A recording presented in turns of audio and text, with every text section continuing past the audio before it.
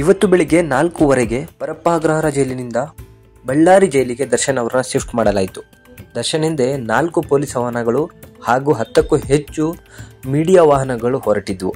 ಸೆಕ್ಯೂರಿಟಿಗೋಸ್ಕರ 4 police ವಾಹನಗಳು ಹೋದರೆ TRPಗೋಸ್ಕರ 10ಕ್ಕೂ ಹೆಚ್ಚು ಮೀಡಿಯಾ ಚಾನಲ್ಗಳು, ನ್ಯೂಸ್ ಚಾನಲ್ಗಳು ಅವರ ಹಿಂದೆ ಹೋಗಿದ್ವು. ಆದರೆ ಇದೆಲ್ಲ ಕಾಮನ್ ಆಗಿತ್ತು. ದರ್ಶನ್ ಅವರು ಜೈಲಿಗೆ ಬಂದ ದಿನದಿಂದನೂ ಇದು ಕಾಮನ್ನೇ.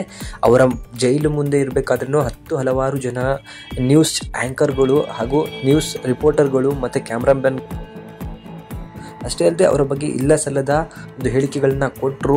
ಆದರೆ ಅದು ಒಂದು ಫೋಟೋ ವೈರಲ್ ಆದಮೇಲೆ ಎಲ್ಲ ಸುಳ್ಳು ಅಂತ ಹೇಳಿ ಕೂಡ ಎಲ್ರಿಗೂ ಗೊತ್ತಾಯಿತು. ಇದು ಒಂದು ಸೈಡ್ ಆದರೆ, ಇವತ್ತು ನಡೆದಂತಹ ಒಂದು ಮ್ಯಾಟ್ರಲ್ಲಿ ದರ್ಶನ್ ಅವರು ಬಳ್ಳಾರಿ ಜೈಲಿಗೆ ಹೋಗಿ ಅಲ್ಲಿ ಇಳಿದ ನಂತರ ಅವರು ಒಂದು ಬ್ಲ್ಯಾಕ್ ಟಿ ಶರ್ಟನ್ನು ಹಾಕಿದ್ರು. ಅದರಲ್ಲಿ ಪೂಮಾ ಅನ್ನೋ ಒಂದು ಬ್ರ್ಯಾಂಡನ್ನು ಬರೆದಿತ್ತು. ಸೊ ಬ್ರಾಂಡೆಡ್ ಟಿ ಶರ್ಟ್ ಅಂತ ಹೇಳಿ ಒಂದನ್ನು ಇಟ್ಕೊಂಡು ಓಡಾಡಿದ್ರು. ಇನ್ನೊಂದು ಕೂಲಿಂಗ್ ಗ್ಲಾಸ್ ಇತ್ತು, ಅದನ್ನು ಕೂಡ ಇಟ್ಕೊಂಡು ಓಡಾಡಿದ್ರು. ಇಷ್ಟೇ ಅಲ್ಲದೆ ಮತ್ತೆ ಅವರು ಕೈಯಲ್ಲಿ ಒಂದು ಬಾಟಲ್ ಹಾಗೂ ಒಂದು ಬೆಡ್ಶೀಟನ್ನು ಇಟ್ಕೊಂಡಿದ್ರು. ಅದನ್ನು ತೋರಿಸೋ ಒಂದು ಜಪದಲ್ಲಿ ಒಂದು ನ್ಯೂಸ್ ಚಾನಲ್ ಅವರನ್ನು ಎಷ್ಟು ಟಾರ್ಗೆಟ್ ಮಾಡಿದೆ ಅಂತ ಹೇಳಿದರೆ, ಕೈಗೆ ಕೋಳವನ್ನು ಹಾಕಿದ್ರು ಅಂತ ಹೇಳಿ ಒಂದು ಫೇಕ್ ನ್ಯೂಸನ್ನು ಹಬ್ಬಿಸಿದೆ. ಅದನ್ನು ಪೂರಾ ಎಷ್ಟು ಡೀಪಾಗಿ ತೋರಿಸ್ತಾ ಇದ್ದಾರೆ ಅಂದರೆ ಕೈಗೆ ಕೋಳ ಅಂತ ಹೇಳಿ ಅದನ್ನು ಮಾರ್ಕ್ ಮಾಡಿಬಿಟ್ಟು ಹಾಕಿದ್ದಾರೆ. ಅದು ಸಂಪೂರ್ಣವಾಗಿ ಸುಳ್ಳು. ದರ್ಶನ್ಗೆ ಕೈಗೆ ಕೋಳ ಹಾಕಿರಲಿಲ್ಲ.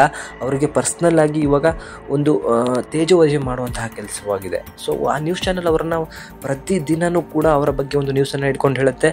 ಇಲ್ಲ ಸಲ್ಲದ ಆರೋಪಗಳನ್ನ ಮಾಡ್ತಾ ಇದೆ. ಫಸ್ಟಿಂದ ನೀವು ನೋಡ್ಬೋದು, ಅವರಿಗೆ ದನ ಅಂತ ಕರೆದಿದ್ದಾರೆ, ಹೈವಾನ್ ಅಂತ ಕರೆದಿದ್ದಾರೆ.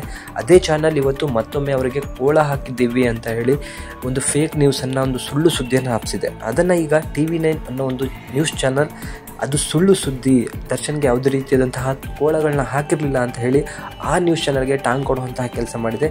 ದರ್ಶನ್ ಅವರು ತಪ್ಪು ಮಾಡಿದ್ದಾರೆ ನಿಜ, ಅದಕ್ಕೆ ಶಿಕ್ಷೆ ಕೋರ್ಟ್ ಕೊಡುತ್ತೆ. ಯಾವುದೇ ನ್ಯೂಸ್ ಚಾನಲ್ಗಳು ಕೊಡೋಕ್ಕೆ ಹೋಗಬೇಡಿ.